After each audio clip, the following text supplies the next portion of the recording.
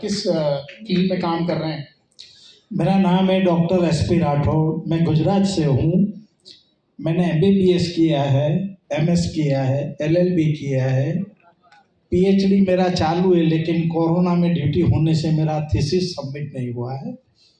मैं गवर्नमेंट में higher rank में हूँ, क्लास 1 ऑफिसर हूँ और डेप्यूटी डायरेक्टर हूँ GMERS जो ग्रुप है उसमें। Very nice. उसके बाद फिर इस बिजनेस को चुना आपने, क्या रीजन है? मतलब आप इतने क्वालिफाइड हैं तो आप एक अच्छे जॉब में भी हैं और अच्छे सेटिस्फाई संतुष्ट रह सकते हैं, उसके बाद फिर बिजनेस, और फिर यही बिजनेस क्यों? और भी बहुत सारे बिजनेसेस हैं। पहले भी मैं एक बिजनेस में था, तब भी मेरे गुरुजी थे, वो एसपी बारिल जी थे। तो एसपी बारिल जी ने तो इसके अलावा कोई और बिजनेस किया? उनको मैंने जामनगर में सुना था। उसके बाद वो बिजनेस तो मैं नहीं कर पाया। अच्छा, पुरानी कंपनी? हाँ, पुरानी कंपनी। और उसके बाद मेरे को सर, मैं जब as a dean I was working in PDU medical college Rajkot Gujarat, जहाँ से हमारे मोदी जी पहली बार सीएम बने थे। तो कॉलेज में मैं डीन था और मैं मीटिंग कंप्लीट किया और मेरे को चेस्ट पेन आया।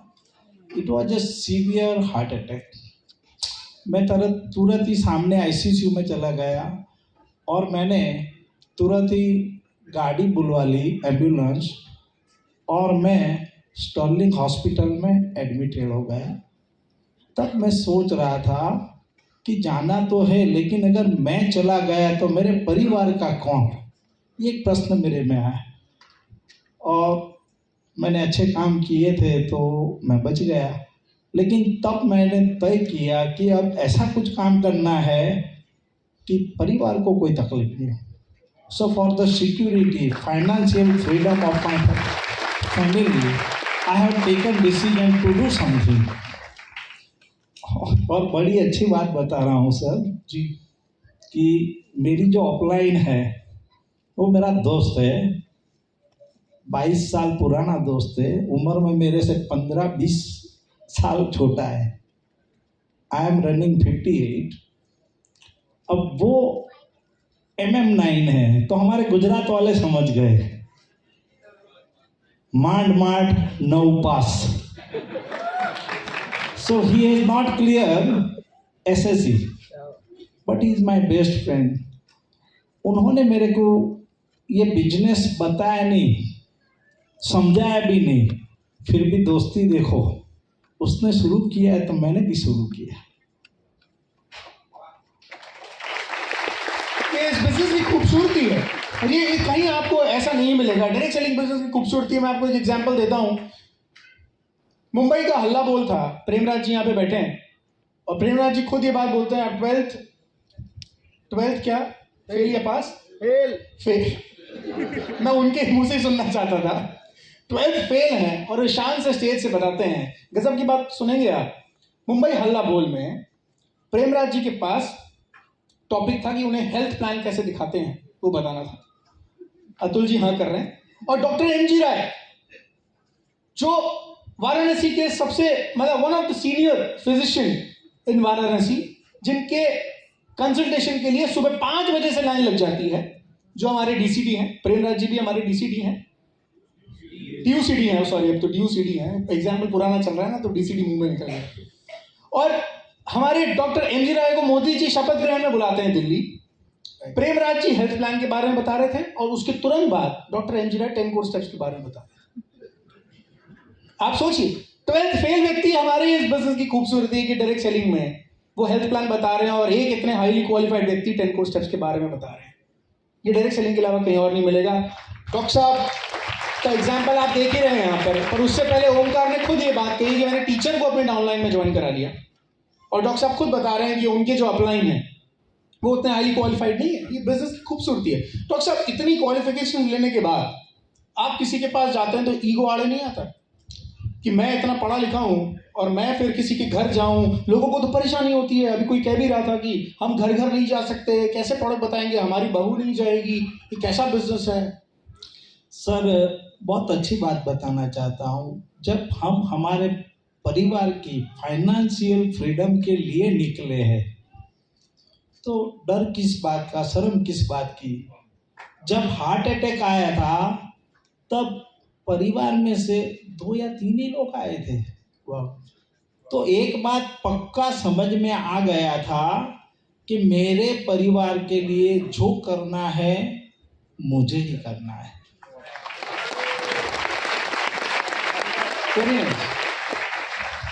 डॉक्टर साहब, कितनी जल्दी आपने इस बिजनेस को बिल्ड किया, वो एक हादसा होने के बाद? क्या एक सेंस ऑफ अर्जेंसी है, क्योंकि आपने कम समय में एक अच्छी अचीवमेंट ली है? मैंने सर, मैं इतने प्लान दिखाता था कि मेरी अपलाइन का फोन आता था कि रात के 2 बजे आप सो जाओ।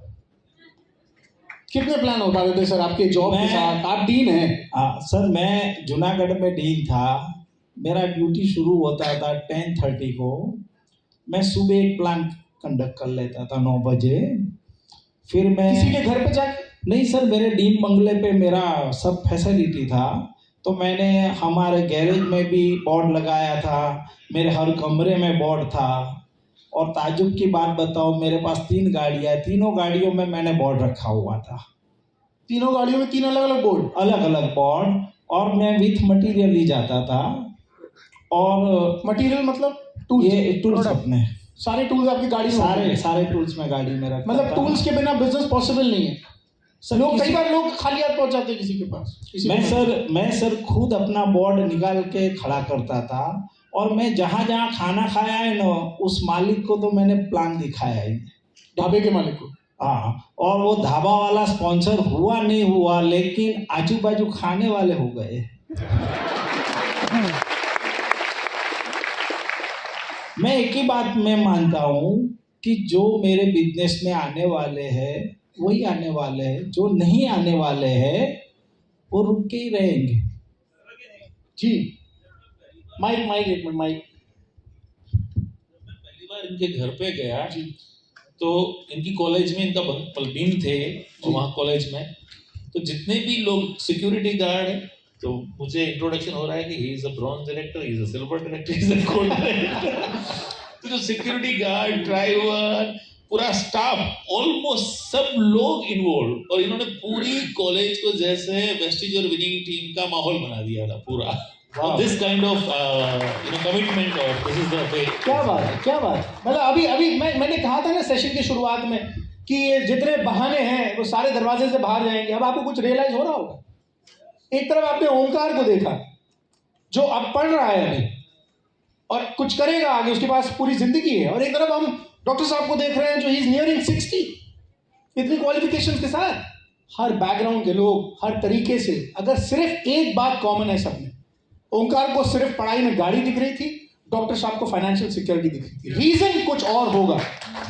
ये रीजन जो हम लेके चल रहे हैं वो रीजन शायद वीक है इस बिजनेस करने का, इसलिए शायद हम अभी तक मंच तक पहुंच नहीं पाए। जी डॉक्टर साहब। हमारे अंडर में मेरा सिक्योरिटी गार्ड था। पहली बार उसने ना बोल दिया। फिर 3-4 दिन के बाद मेरे को पूछ रहा था कि सर, मुझे पता है आपका पेमेंट करीब 4 लाख है और आप ये बिजनेस क्यों कर रहे हो।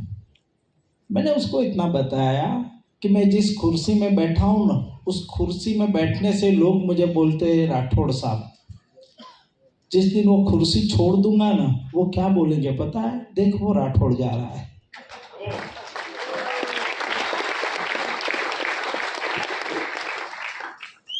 अगर मैं ये बिजनेस कर रहा हूँ तो जब भी मैं यहाँ से निकलूँ तो ये सरकारी गाड़ियाँ है, बंगला है, आप लोग सैल्यूट लगाते हो, तो I have all this facility. तो मैं रिटायर होने से पहले ये फैसिलिटी मैं अपने खुद के लिए खड़ा करना चाहता हूँ। उसके बाद सर वो उसने आधार कार्ड निकाला, स्पॉन्सर हो गया। फिर बोले करना क्या है? मैं किधर कुछ नहीं करना है, कुछ 4-5 लोगों को इकट्ठा कर दे। और उसने सर इतना अच्छा काम किया बारेल सर कि वो बंदा बहुत क्विक गोल्ड हो गया। गोल्ड हुआ, उसका बहुत अच्छा चेक आया, बहुत ही बढ़िया 35,000 का चेक आया था। और इसके नीचे एक हमने फास्टेस्ट ब्रॉन्ज निकाला था तो उसको 25,000 का चेक आया था। अब मजे की बात ये है कि ये कोरोना आया, उसमें वो बंदा जिसका नाम है Amritlal Dave, he expired, he was a gold director, security guard is expired. Sir आप ताजुब करोगे कि जब वो एक्सपायर्ड हुआ तो वो करीबन जुलाई महीना था, 30 जुलाई को वो एक्सपायर्ड हुआ। 10 अगस्त को इसकी बीवी का फ़ोन आया कि राठौड़ सर, भले मेरे हस्बैंड चले गए लेकिन एक अच्छी बात है तो मैं आपसे फ़ोन किया है। तो मैंने बोला बोलो बहन जी क्या बात है।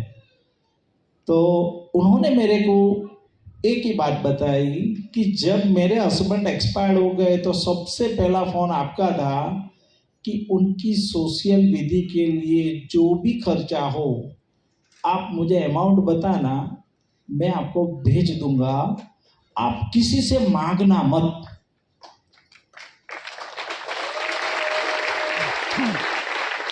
बोले आप कौन थे अमृतलाल दवे के, लेकिन आपने एक बात और भी बोली थी कि मैं उसका बड़ा भाई हूँ और आपको किसी को बोलना नहीं कि मैंने पैसे दिए। उसके बाद मेरे सब सगे वाले आए, किसी ने मेरे कोई नहीं बोला कि अब तुम्हारा घर कैसे चलेगा, खाना कहाँ से आएगा, क्योंकि ये कमाने वाला आदमी चला गया। 10 तारीख को फ़ोन इसलिए आया कि उस घर में मोर देन 10,000 का चेक आया था।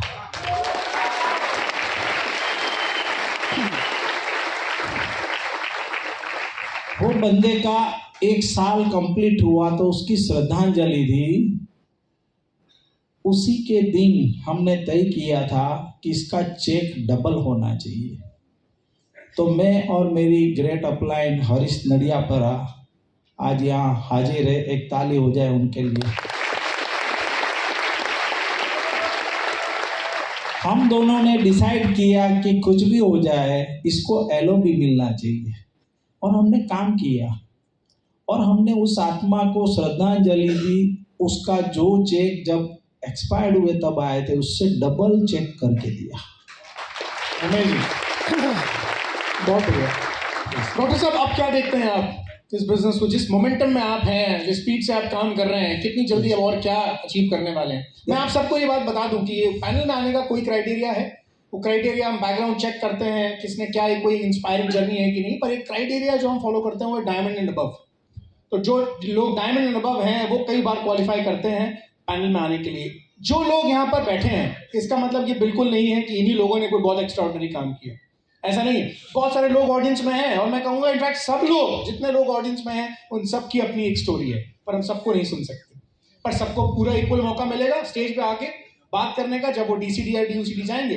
बट फिर भी इस जर्नी के दौरान जब हम काम कर रहे हैं, हर एक व्यक्ति, चाहे जितने फ्रंट लाइन डीयूसीडीज ही हो क्यों ना हो, किसी के एक बहुत अच्छी कोई एक अलग हट के कोई स्टोरी होती है तो हम इन्वाइट करके जरूर 5 से 7 मिनट में सुन लेते हैं कि कैसे वो काम कर रहे हैं। और ये जर्नी में ब्रेक नहीं लगेगा, इसके बाद तो शायद ही और मोटिवेटेड होंगे आगे जाने के लिए। डॉक्टर साहब। सर मेरा गोल है दिसंबर 31, 2022 मैं यूसीडी कंप्लीट कर लूँगा और मेरा चेक होगा 1.5 लाख के ऊपर। वेरी नाइस, जोरदार तालियां। Thank you so much doctor साहब। मैं चाहूँगा माइक कांता जी को दे दीजिए आप। कांता जी कहाँ से हैं आप? सर मेरा नाम कांता सरवटकर, मैं मुंबई से हूँ। Very nice. कांता जी कितने समय से आप इस बिजनेस में हैं? मैंने 2015 एंड में ज्वाइन किया था एज अ कंज्यूमर। अच्छा, एज अ कंज्यूमर आपने बिजनेस उस समय टेकअप नहीं किया? नहीं, मुझे एक्चुअली समझ में नहीं आया था। अच्छा, बिजनेस समझ में नहीं आया था, तो बिजनेस समझ में कब आया आपको? मैं पहले तो कंज्यूम करते गई, जैसे कि हर एक के लाइफ में कोई ना कोई आता ही है। तो मेरे घर में भी मेरे एंजल सुप्रभा मैडम आए थे, तो मुझे ऐसे लग रहा था कि मेरा बेबी छोटा है, कब इनको मैं भगाऊं यहाँ से। तो सुप्रभा जी को? हाँ, क्योंकि वो बहुत बताते जा रहे थे ये। मुझे खाली एक ही चीज़ समझी कि कुछ प्रोडक्ट्स ना कैटलॉग में अट्रैक्टिव दिख रहे हैं तो मैं ले लेती हूँ। तो मैंने 1635 का ऑर्डर लिया था और जैसे स्टार्ट किया, एक 1 वीक 2 वीक होने के बाद अच्छा लगा। प्रोडक्ट यूज किया आपने? Product use. तो मतलब इस चीज के प्रोडक्ट्स अच्छे हैं? अच्छे हैं, बेकार नहीं है? नहीं, बहुत अच्छे। तो उसके बाद क्या हुआ? उसके बाद स्लोली स्लोली जैसे स्टार्टअप किया, मैम सपोर्ट करते गए। एक 2-3 इयर्स 2016-17 में जैसे फंक्शंस में आती गई मैं, पैरिस सर के गो क्राउन, जो भी फंक्शंस होते थे, FRU वगैरह, तो एक सर का एक्शन मुझे बहुत अच्छे से याद है। उस समय ऐसे फंक्शन में मैं वही सीट पे वहीं बैठी थी जहाँ मैं आज बैठी हूँ, और मैंने एक जिद पकड़ी हुई है, मैं UCD हूँ पर मैं आगे नहीं बैठूंगी। हाँ, मैं पूछने वाला था कि आप UCD होकर पीछे क्यों बैठे? मैंने एक जिद पकड़ा है, मुझे DUCD जाना है, सोफा पे बैठना है। तब तक आप आगे बैठोगे ही नहीं। कहना जी, आपके हस्बैंड, आपकी फैमिली में कोई आपको इस बिजनेस में सपोर्ट करता है? पहले नहीं करते थे, अभी करने लगे हैं। कितने टाइम से? 1 ईयर से। तो UCD जाने के पहले क्या? UCD जाने से कुछ समय पहले, जैसे कोविड के बाद उन्होंने देखा कि मैं बहुत पैशनेटली वर्क कर रही हूँ। एक्चुअली सीन ऐसा है कि 2018 तक मैंने जो अपनी लेक्चररशिप है वो 13 साल से मैं जॉब करती हूँ एक ही कॉलेज में। 6000 की इनकम पे मैंने ज्वाइन किया था, और जब मैंने सर का जो मैंने एक्शन देखा था, सर ने अपने एक टॉक में बताया था कि सपने इतने बड़े और सोच इतनी छोटी। तो मैंने सीमा पाटिल मैम मेरे अगेन अप्लाई नहीं है, उनको मैंने कहा कि मैम मुझे जॉब रिज़ाइन करना है। तो 2018 में मैंने घर जाके हस्बैंड से बात की कि मुझे जॉब रिज़ाइन करना है, तो उन्होंने मना कर दिया क्योंकि मेरा इंटरकास्ट मैरिज है, लव मैरिज। तो उन्होंने कहा नहीं, पॉसिबल नहीं है क्योंकि आपकी इनकम 40,000 तक पहुंच चुकी है और मैं अलाउ नहीं कर सकता हूँ। तो उस समय मुझे कुछ समझ भी नहीं आया, लेकिन कहते हैं ना सर, गॉड अपने साथ होते हैं, जो होता है अच्छे के लिए होता है। 2018 में मेरा एक्सीडेंट हो गया, और एक्सीडेंट के बाद मैं बेड रेस्ट पे थी 9 मंथ। एक्सीडेंट ऐसा हुआ था कि मेरे कॉलेज में इवेंट था, और इवेंट के थ्रू मुझे जाना था, वो ट्रेन कैच करनी थी, मैं नहीं कैच कर पाई। मैंने कैच की तो आधी अंदर थी, आधी बाहर थी, और उस समय मेरा L4 L5 में स्लिप डिस्क इशू हो गया, जिसकी वजह से मुझे 9 महीना बेड पे ऐसे सोना था, क्योंकि उसका प्रॉब्लम का सॉल्यूशन वही होता है। तो ऐसे करते करते मैं उस दौरान में वही सोच रही थी कि अब क्या। लेकिन मैंने जबकि वेस्टीज ज्वाइन करके रखा था, तो मेरे जॉब रही उस समय या जॉब छूट गई? नहीं, जॉब थी तब भी। 9 मंथ मुझे लीव मैंने लिया था जॉब से, और दूसरी टीचर अपॉइंट कर गए वहाँ पर। तब मुझे वापस वही वर्ड्स याद आते थे कि अगर आप आपकी नौकरी पे नहीं भी रहोगे तो अगले दिन कोई और वहाँ पे आ जाएगा। मुझे एक दिन के लिए भी मेरे प्रिंसिपल, मेरे कॉलीग्स, कोई भी मुझे नहीं पूछते थे, कभी कॉल नहीं आती थी, क्योंकि ज़रूरत मेरी थी। 40,000 मुझे आते थे। मैं जैसे जैसे वापस स्टार्टअप करने, मतलब थोड़ी ठीक ठाक हो गई, 2019 में मैंने एक डिसीजन ले लिया कि अब कुछ भी हो जाए मुझे जॉब नहीं करनी, क्योंकि मेरे लाइफ में एक्टिव और पैसिव इनकम का महत्व समझ में आ चुका था। और इस दौरान मैंने हस्बैंड को भी थोड़ा कन्विंस कर लिया था, क्योंकि मैं उस समय भी वेस्टीज को पैशनेटली ही ले रही थी। बस इस तरीके से 2019 में जैसे मैंने रिज़ाइन किया, तो उस समय लेवल क्या था आपका वेस्टीज? मेरा लेवल था डायमंड डायरेक्टर 19 में। हाँ, 19 में। और रिज़ाइन किया, मैंने कहा अभी मैं फुल फ्लैश में जोश से सिर्फ वेस्टीज करूँगी। तो सबको पता है जैसे कोविड आ गया, तो अब सब कुछ लॉकडाउन हो गया। लेकिन जो होता है अच्छे के लिए होता है। जो हम 22 टीचर्स थे, सब टीचर्स को निकाल दिया क्या, कॉलेज से सिर्फ 2 रह गई, लेकिन मैंने रिस्पेक्ट के साथ रिज़ाइन किया था, तो मुझे वो बहुत अच्छा फील होता है आज भी। और रिज़ाइन करते समय भी सब लोगों ने मुझे एक ही बात कही थी कि चाय पत्ती, साबुन तेल ये सब बेच रहे हो, इतनी सारी डिग्रीज ली है, MBA क्वालिफाइड हो, MPhil क्वालिफाइड हो, BEd क्वालिफाइड हो, 13 साल की नौकरी है, इतना अच्छा पोटेंशियल हो, head of the economics department में हो, सैलरी हर साल बढ़ती है। लेकिन मैंने उनको एक ही कहा कि सैलरी बढ़ती ज़रूर है, लेकिन हमें बेगिंग करना पड़ता है। और मैंने थोड़ा कैलकुलेशन देखा सर कि अभी मेरा एज 41 है और वहाँ मेरी सैलरी 40,000। तो मैंने देखा कि मैं 10 साल भी उस नौकरी में रहूँगी ना, तो 1500 के हिसाब से 10 साल बाद भी 1 लाख नहीं आएगा, जो कि यहाँ पे बहुत जल्दी लोगों को इनकम आ रही है। तो मैंने डिसीजन लिया, मैंने जॉब रिज़ाइन की, और सब कुछ लॉकडाउन। फिर भी बहुत अच्छा हमारा जूम पर हमने स्टार्टअप किया। और मुझे जैसे फेसबुक, इंस्टाग्राम, ये सारी चीज़ें मैं नहीं करती थी। लेकिन पूरे लॉकडाउन में हमने एक दिन भी टीवी में न्यूज़ नहीं देखा। हम सिर्फ देखते थे CEP और हम सिर्फ करते थे प्लान, और हमारी डायरी भर गई plan plan plan, show the plan, show the plan. Zoom पे प्लान दिखाते थे आप? यस, जूम पर। और कम से कम कितने मैंने प्लान Zoom पे? 600 प्लान्स दिखाए मैंने पूरे कोविड में पूरे कोविड में। जूम पे? यस, कुछ लोग फेसबुक से ज्वाइन हुए, सिल्वर डायरेक्टर बने, आज वो आए भी हैं यहाँ पर। और आपके हस्बैंड प्लान दिखाते हैं? नहीं सर, तो फिर वो किस तरह सपोर्ट वो मुझे सपोर्ट इस तरह करते हैं कि कि भाई आप करो? नहीं, एक्चुअली जैसे 2 छोटे बच्चे हैं, कितने साल के दोनों? एक 12 साल का है और एक 5 साल का है। अच्छा। तो अगर मैं फुल टाइम बाहर भी रहती हूँ, जैसे आफ्टर कोविड के बाद, लॉकडाउन के बाद सब मार्केट ओपन हो गया, हम जा सकते हैं फिजिकली, तो मैंने एक एक्टिविटी करना स्टार्ट किया। मैंने मास्टरी की हेल्थ पर, छोटा सा एक मशीन लिया और मैं दिन रात हेल्थ सेशंस करने लगी। और उस हेल्थ सेशंस के दौरान मुझे एक ही जुनून था कि अगर मुझे अब ऐसे भीड़ में फंक्शन में आना है तो मुझे एक लेवल करके आना है, ऐसे तो नहीं आना है। क्योंकि डायमंड सुन के मुझे भी थोड़ा सा लग रहा था कि लेवल भी बढ़ना चाहिए। और फिर सारी चीज़ें माइंड से निकाल के गो गेट अ स्ट्रक्चर सब, क्योंकि हम CP कंटिन्यू सुनते रहे और उस दौरान फिर प्लान करते रहे, अच्छा स्ट्रक्चर पहले क्रिएट किया। और यही करते करते करते सर दिसंबर की बात है, मेरे जो ग्रोथ डाउनलाइन है मुस्कान जी, उन्होंने नवंबर में क्वालिफाइड कर लिया। मुझे बहुत खुशी हुई, क्राउन किया। और बस फिर मैंने दिसंबर में ठान लिया कि क्राउन तो करना ही करना है। मेरा क्राउनशिप हो गया मॉर्निंग में। फिर मुझे बैरल सर के एक वर्ड्स याद आए, थिंक बिग। और सच में आप बिलीव नहीं करोगे, मेरा जैसे क्राउनशिप मैंने ऐप में चेक किया तो मैं और देखने लगी अब क्या हो सकता है। तो मुझे बाद में समझा रहे ये तो UCD जा सकता है। तो फिर मैंने अपनी अपलाइन को कॉल किया, मैम मैं तो UCD जा सकती हूँ। बोला गो अहेड। मतलब ये सारा चमत्कार ये कि हम बैरल सर के जो वर्ड्स को कैच करते हैं, थिंक बिग। तो मॉर्निंग में मेरा हुआ क्राउन और इवनिंग में मैंने किया UCD। वाह, क्या बात है कांता जी, आप इतने क्वालिफाइड हैं उसके बाद, क्योंकि देखिए कांता जी आज एज अ लेडी यहाँ पर हैं, उनके हस्बैंड, तो आपके हस्बैंड फंक्शन में नहीं है? नहीं, फंक्शन में नहीं आए वो। एक एज अ सिंगल लेडी आप बिजनेस को बिल्ड कर रही हैं। बहुत सारी लेडीज यहाँ पर हैं, उनको ये चैलेंज आता है। मैं मानता हूँ लेडीज की अपनी लिमिटेशंस होती हैं, तो उनको ऐसा लगता है कि हम कैसे घर घर जाएंगे। आपको क्या लगता है इसके बारे में? आपका क्या सोचना है कि आप इतने क्वालिफाइड होने के बाद ये बिजनेस करना, लोगों के घर जाना, प्रोडक्ट्स बताना अच्छा लगता है? क्या सोचते हैं आप इसके बारे में?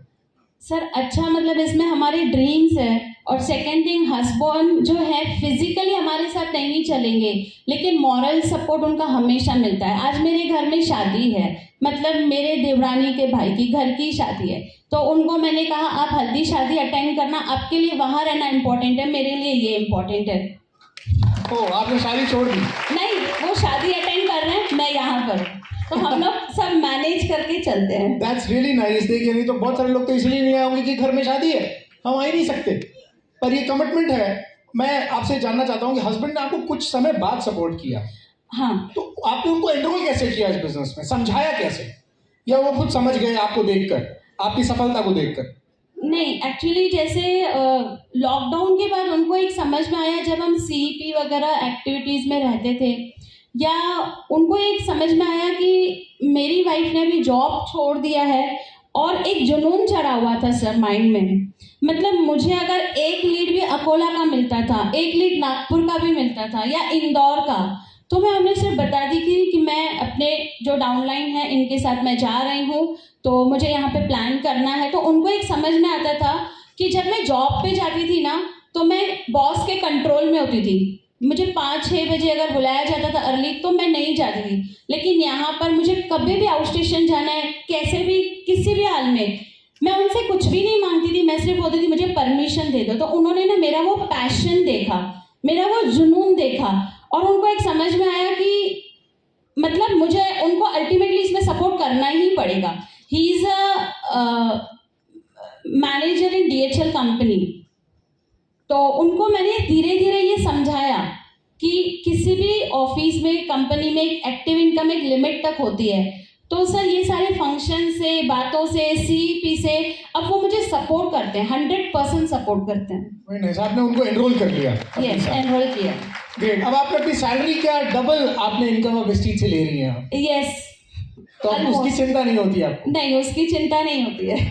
Very nice. सिंगल लेडीज के लिए बहुत बड़ी इंस्पिरेशन है, वुमेन एम्पावरमेंट में बहुत जबरदस्त काम कर रहे हैं। जोरदार तालियां कांता जी के लिए। Thank you so much Kanta ji. मैं चाहूंगा किशन परमार जी को माइक दे दें।